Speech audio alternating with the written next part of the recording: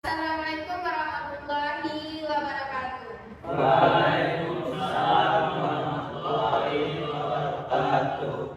Sebelumnya terima kasih kepada Anda semuanya telah menyempatkan hadir untuk melaksanakan kegiatan kita pada hari ini.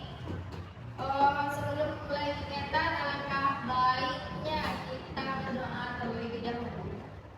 Siapa yang bisa memimpin doa? Silakan. Ada yang bisa? Oke. Yang tunjuk-tunjuk itu kita tunjuk lagi ya. Kevin, silakan pimpin doanya. Sebelum kita mulai kegiatan hari ini, kita membaca basmalah. Bismillahirrahmanirrahim. Dalam hati masing-masing. Oke. Gimana kabarnya? Baik. Masih semangat? Masih. Oke, kita semangat ya. Nah, sebelum kegiatan kita mulai, udah siap kan semuanya? Udah. Seperti yang kegiatan sebelumnya, kita juga pernah melaksanakan kegiatan yang namanya videoterapi. Nah, yang mana materi pada hari ini adalah belajar dari pengalaman hidup. Nah, sebelum kegiatan kita mulai, ibu ada sebuah permainan. Nah, mau melaksanakan permainan? Mau? Oke. Permainannya adalah, nah nanti seperti ini. Seberapanya masing-masing kita punya angka ya, 1, 2, 3, 4, 5, 6, 7. Ingat nomor kita masing-masing. Nanti nomor berapa yang ibu tunjuk itu dia berdiri. Dia tunjuk lagi nomor temannya. Nomor yang temannya berdiri lagi, sebut lagi teman yang berikutnya. Nanti ada yang tidak konsentrasi misalnya gugur. Nah, siapa yang bertahan lebih lama itu akan kita kasih nanti sebuah hadiah. Coklat. Coklat atau apalah nanti ya, itu rahasia. Semangat? Dimulai dari sebelah kanan itu. Dari hitung mulai. 2, 3, 4, 5, 6, 7, Oke, 3, 6, 4, 1, 5, 2, 5, 3, 7, 1, 5, 4, 2, 6, 3, 2, 2. Tadi gugur ya karena terlalu lama merespon. Nah, kita mulai lagi dari 6. 3, 7, 1, 4, 5. Nah, udah lama. Berarti siganya juga gugur. Ada lagi 1. 5, 3, 7,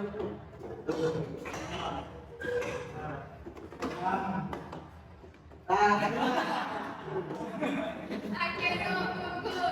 3, 4 lagi. 1, 3, 5, 7. Oke, 1, 3, 5, 7. 5. 3, 7, 5, 2, 3. 3.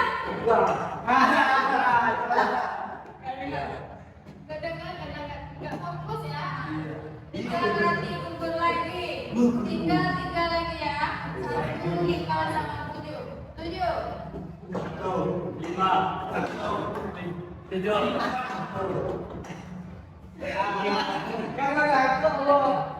Udah, 1 lagi gugur. Tinggal ya sudah ketemu pemenangnya ya. 5 dan juga 7. Nah, udah hangat? Udah masih mau permainan lagi?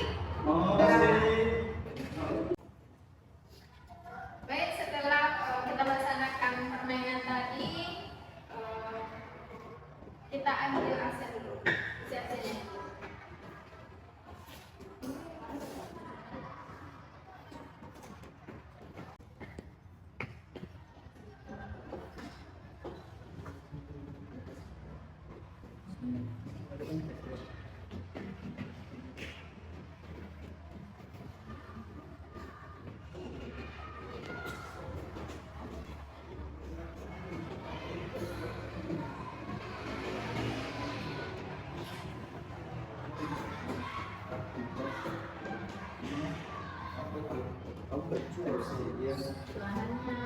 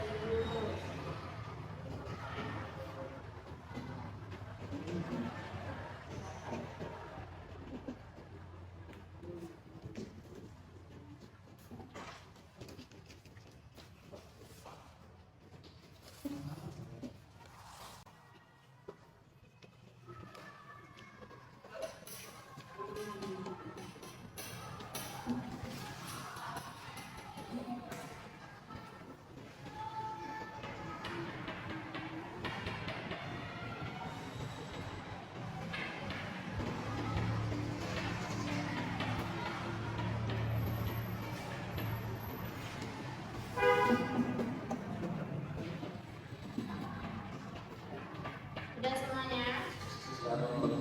Udah. Setelah mengisi absen tadi, kita lanjut ke materi ya. Yang mana materi tersebut yang udah dikirimkan ke handphonenya masing-masing. Seperti biasa. Nah, kita membacanya satu halaman masing-masing. Oke, paham? Udah bisa kita mulai? Mulai dari Arif. Silakan Arif. Bab 3. Kesadaran diri. Ini pelajaran yang saya dapatkan dengan cara keras. Saya membiarkan didikan para pengemudi melekat pada diri saya bagaikan duri dalam daging ketika saya masih anak-anak. Saya berpura-pura sakit agar bisa tinggal di rumah dan tidak bersekolah demi menghindari mereka. Sewaktu bersekolah, saya bersembunyi di semak-semak agar mereka tak bisa menemukan saya. Saya sangat rapuh dan mereka mengambil keuntungan dari hati. Ada begitu banyak pertanyaan yang tak bisa saya jawab, termasuk satu pertanyaan sedikit. Bahwa Allah benar-benar mengasihi anaknya, kenapa dia menciptakan begitu banyak tidak sempurna?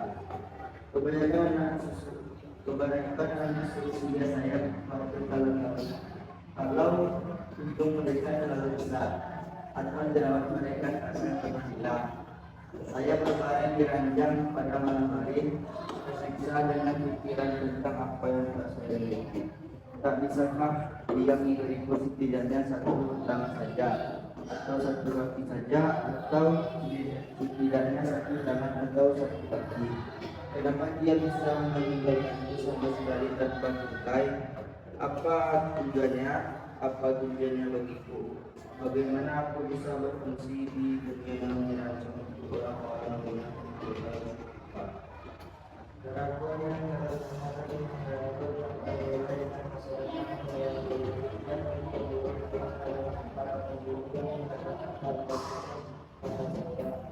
menjadikan saya bahan pertanyaan atau menunjukkan saya seakan-akan saya akan semua.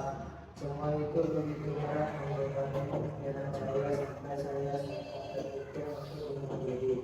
Dan beberapa kali saya mencoba untuk menyatakan diri dalam diri yang terbuka. Akhirnya saat berusia sekitar 10 tahun saya benar-benar berupaya menjalankan diri pada diri. Saya memperkenalkan kepala diri saya dengan nafas untuk waktu lama, tapi saya tak bisa melakukannya. Saya membayangkan oleh orang tua yang secara saudari saya yang kira-kira akan menyebabkan mereka bercinta atau merasa terluka atau percaya. Itu bukan salah mereka. Bagaimana saya bisa menyakiti mereka yang terluka? Hal itu saya memutuskan bahwa ini bukanlah pilihan. Perasaan yang merusak diri sendiri itu masih tetap, tapi perlahan-lahan meninggal. Namun, saya sendiri tahu pemberian bisa menyebabkan dan berputus asaan. Jangan mengerti perasaan itu. Bila kamu merasa terkasih dalam yang terlalu diri sendiri, tolong jangan membiarkan orang-orang yang menyusahmu dan kasih kamu terima itu. Mengapa memberikan perasaan itu kepada orang lain? Jangan biarkan mereka menjauhkanmu dari menyakitkan menyakitkan adalah Allah beserta kalian.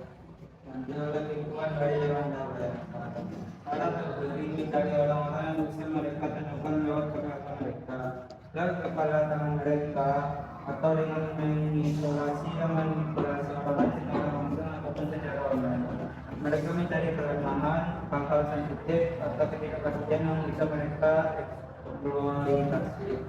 Kau mungkin memiliki semua itu, siapa yang tidak, semua orang punya sesuatu yang mereka merasa tidak pasti atau sensitif. Itu tidak menjadikan kita lemah, itu menjadikan kita manusiawi, tetapi juga sedikit tentang yang lagi-lagi bukanlah sesuatu yang berdosa. Bersifat rentan bisa membuat kita lebih bersimpati dan berkenan rasa ketika berhadapan dengan orang lain. Kau bisa saja rapuh tapi tetap berdiri teguh. Pembeli juga memangsa orang yang bisa mereka kecilkan, yang bisa termasuk anak baru di sekolah atau lingkungan mereka, atau remaja yang sedang berselancar di internet di rumah saya. Saya akan menyampaikan lebih banyak lagi tentang hal ini belakangan. Tapi karena orang mengisolasi diri dari orang lain dalam jangka waktu lama bukanlah hal yang bagus.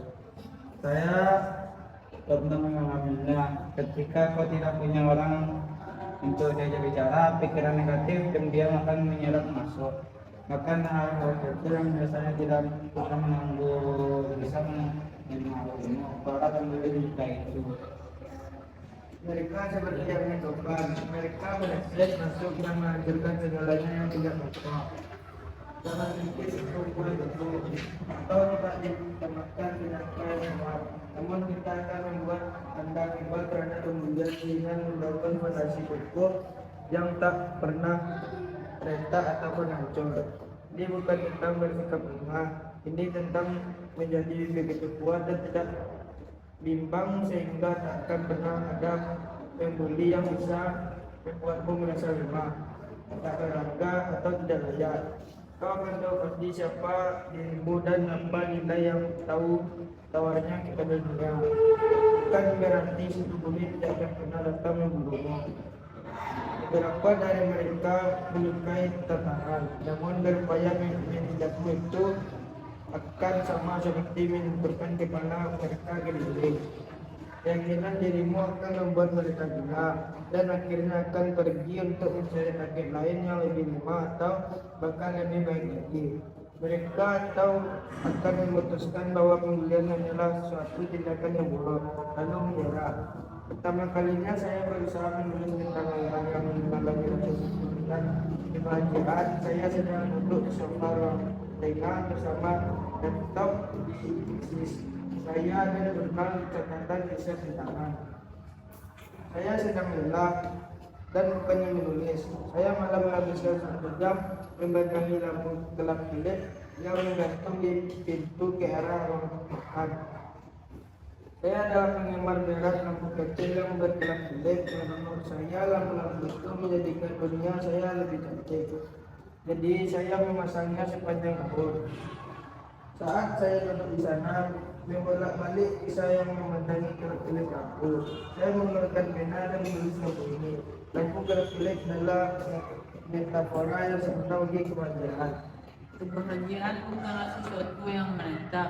Ia datang pada kita dalam kilasan saat sering kali pada saat-saat biasa. Terkadang kita melewatkan ledakan kebahagiaan karena kita terlalu sibuk mengejar saat-saat yang luar biasa. Di lain waktu kita begitu takut pada kegelapan sehingga kita tidak berani memperbolehkan diri untuk menikmati lampu. Hidup yang bahagia bukanlah lampu sorot kebahagiaan. Pada akhirnya itu akan sangat menyilaukan dan tidak tertanggungan. Saya percaya bahwa hidup yang bahagia terdiri dari kilasan saat-saat bahagia yang dengan anggun diutai oleh kepercayaan, rasa syukur, inspirasi, dan iman. Bagi yang mengikuti blog saya, Anda akan mengenali yang berikut ini sebagai mantra untuk tulisan syukur saat pada hari-hari Jumat, sehingga saya menyebutnya sebagai TGIF. Saya membuat rencana kecil untuk kalimat ini, dan sebagian dari praktek rasa syukur saya adalah sebuah tulisan mingguan tentang apa yang saya trusting atau percayai, apa yang saya grateful atau syukuri, apa yang inspirasi me atau menginspirasi saya, dan bagaimana saya mempraktekkan baik atau iman saya. Komentar orang-orang untuk TGIF saya ini sungguh sangat memperdayakan diri saya. Kebahagiaan dan syukur bisa menjadi pengalaman yang sangat rentan dan dekat. Kita adalah manusia yang cemas dan banyak dari kita yang memiliki toleransi yang rendah terhadap kerendahan. Kecemasan dan ketakutan kita dapat mewujud sebagai perasaan berkekurangan. Kali berubah menerima perubahan. Cara paling jitu yang terbaik untuk menghadap perubahan adalah menerima perubahan itu apa adanya. Pilihan yang baik. Tidak semua orang berani mengambil langkah untuk berubah, banyak alasan yang menahan keberanian itu. Ada yang takut kehilangan satu yang telah nyaman mereka miliki, ada juga yang merasa ragu dengan apa yang akan terjadi setelah mengambil keputusan berubah. Pada akhirnya, memilih bertahan dianggapnya sebagai pilihan yang paling aman.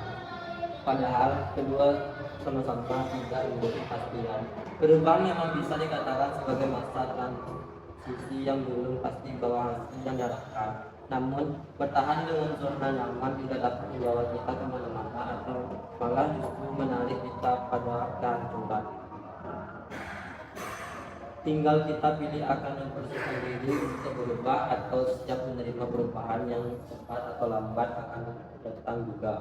Perubahan adalah hukum alam, seperti siang dan malam, hujan dan kemarau.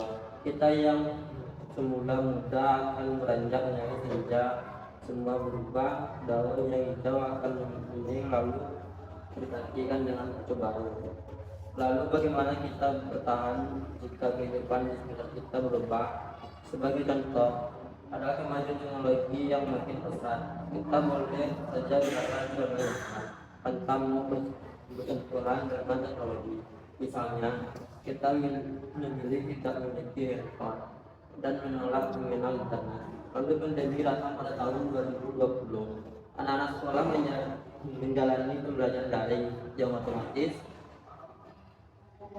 membutuhkan handphone, komputer, dan internet. Karyawan bekerja dari rumah yang harus berkoordinasi dan misalnya menggunakan aplikasi Zoom.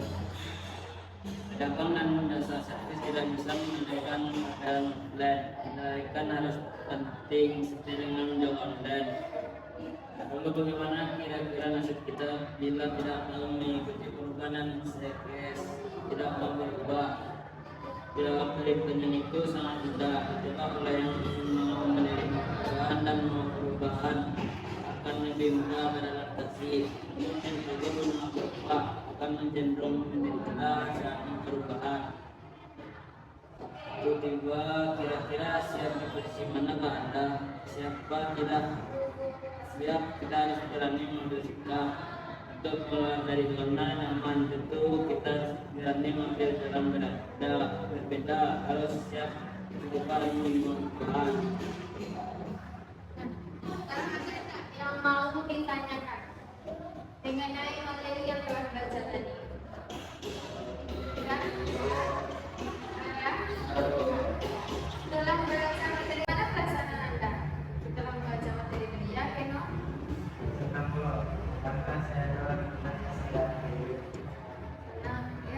Aldi? Jadi Mas? Saya ada kontak kesehatan diri. Lanjut. Jadi Aldi? Saya merasa senang dan mendapatkan informasi baru dari bacaan tadi, dan saya bersyukur atas kepribadian sendiri. Kita merasa senang ya mendapat informasi baru dari baca materi-materi tadi ya. Juga kita juga bisa mengambil hikmahnya gitu ya. Nah, gimana kelakuan Anda setelah membaca materi tadi? Jadi Mak, siapa Alif? Jadi orang yang tegas dan berani mengambil keputusan. Jadi orang tegas mengambil keputusan. Apa lagi? Ya, Akeno. Orang yang mau berjuang karena berubah menjadi lebih baik terus. Oke, lanjut. Ya. Harus berani keluar dari hadapan. Harus berani dari keluar dari zona nyaman. Ada lagi tidak? Udah. Pernah tidak Nanda berada di posisi tersebut? Ya. Tadi? Saya pernah berada dan saya terus mencoba untuk berani. Ya. Apa lagi? Namun dan memang keadaan yang paling Ada pakai. Ada pakai ya. Yang kedua. Saya tidak sadar akan kondisi diri saya. Oke, lanjut. Namun saya takut dan ragu saat ambil tindakan saat mau berbohong. Pernah Bu, karena saya merasa berubah dari satu kondisi ke sulit. Ya. Pernah Bu, Jadi, saya tidak mau keluar dari zona nyaman. ada lagi? Berarti semuanya pernah ya? Merasakan hal tersebut. Baik, setelah kita membaca materi tadi, apa kesimpulan yang mendapat kita? Ya, tiga nih. Ketika dihadapkan pada suatu masalah, kita harus memikirkan diri kita, orang lain dan lingkungan kita. Oke, apa lagi yang bisa menyimpulkan? Ya, Dimas? Semua masalah pasti ada solusi. Sejak kita sadar dan berani kita. Oke, ya, lanjut. Makan menjadi lebih baik ketika kita sadar bahwa semua tindakan yang kita lakukan adalah hal yang baik. Ya, oke. Semua orang akan lebih baik ketika dia sadar akan dirinya sendiri dan lingkungannya. Lanjut, siapa lagi? Ya, Aldi. Pengetahuan tentang diri sendiri membuat kita menjadi lebih baik. Bu, Ya, orang akan sadar ketika dia berani. Orang akan sadar ketika dia berani. ketika dia berani ya, mana menurut Alif kesimpulannya? Pentingnya kesadaran diri untuk memahami kondisi diri dan lingkungan. Setelah kesimpulan tadi, apa pesan Anda tentang ini tadi?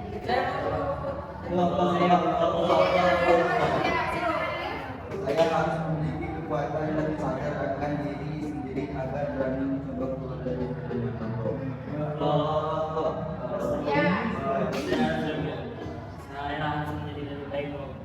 harus menjadi lebih baik. Ya, Nino. Ketika dihadapkan pada suatu masalah, saya akan mencoba. Lanjut. Ya, Aldi. Saya sadar bahwa orang lain memiliki saya sadar bahwa orang lain membutuhkan saya. Bu, Kevin. saya harus bisa keluar dari zona nyaman agar menjadi lebih baik. Apa lagi ini? Ya, sini Mas. Kita tidak boleh buru-buru mengambil keputusan. Sadar diri itu penting, maka saya Lanjut harus lagi. Ya, lanjut lagi. sadar diri itu penting, maka saya harus lebih paham kondisi saya dan lingkungan sekitar. Kesimpulan tadi dan juga pesan yang Anda ungkapkan banyak yang kita dapatkan ya. Nah, selanjutnya ini lembaga evaluasi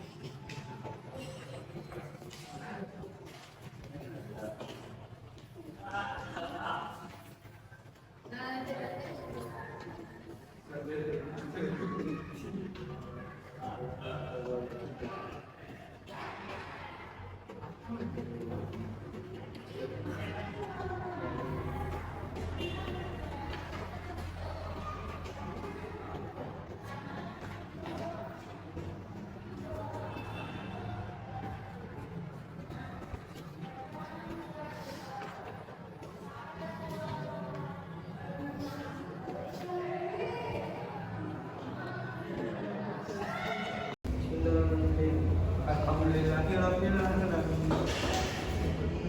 Udah selesai.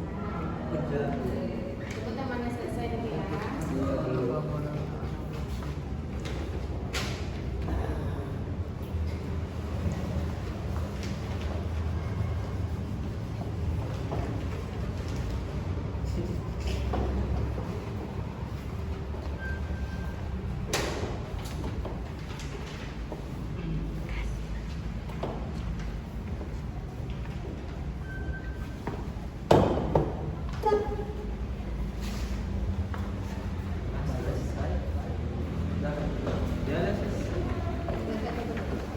Tunggu temannya dulu ya.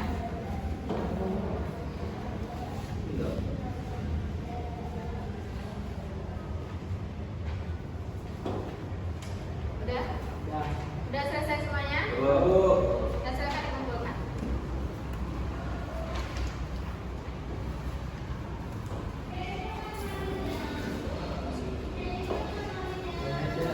Oh, baik. Kegiatan kita udah di tahap akhir dan semuanya udah kumpulkan. Udah. Dan terima kasih telah mengikuti kegiatan kita pada hari ini dengan baik. Baik, untuk materi kita selanjutnya yaitu tentang tekanan sebagai energi untuk sukses. Nah, semoga minggu depan kita bisa ketemu lagi dan sehat selalu.